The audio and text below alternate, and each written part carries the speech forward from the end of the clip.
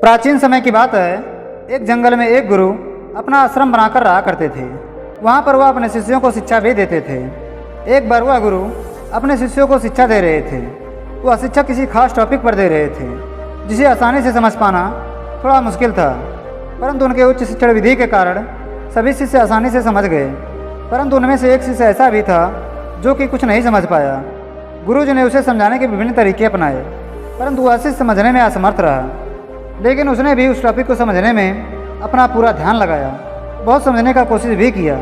बहुत समझाने पर भी वह शिष्य जब नहीं समझा, तब गुरुजी ने उस शिष्य से अपना हाथ दिखाने के लिए बोले। उस शिष्य ने गुरुजी को अपना हाथ दिखाया।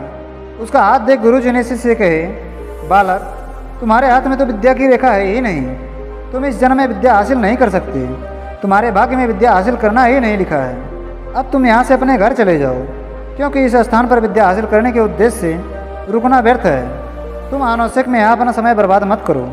इतना सुनते हुए शिष्य चिंतित हो गया। उसने गुरुजी से पूछा, गुरुजी, क्या हस्तरेखा हमारा भाग्य निर्धारण करती है? गुरुजी ने कहा, हाँ, हस्तरेखा हमारा भाग्य निर्धारण करती है।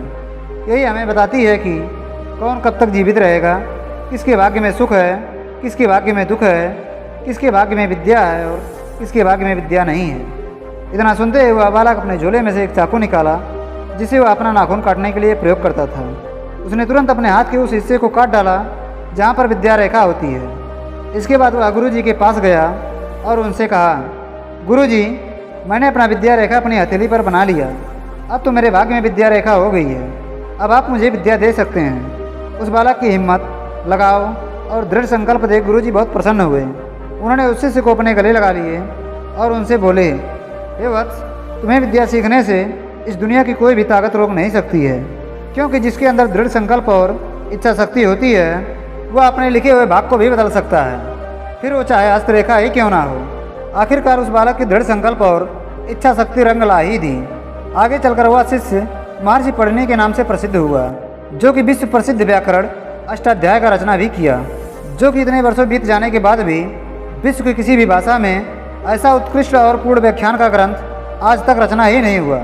दोस्तों, इस कहानी से हमें सीख मिलती है कि हमारे हस्तरेखा को देखकर, हमारे मेहनत को देखकर लोग हमारे बारे में जो कुछ भी बोलें, जो कुछ भी कहें, उसे हमें इग्नोर कर देना चाहिए और अपने हिम्मत और दृढ़ संकल्प पर विश्वास रखना चाहिए, क्योंकि इच्छा शक्ति, मेहनत और दृढ़ संकल्प हमारे लिखे हुए भाग्य को भी बदल सकती है।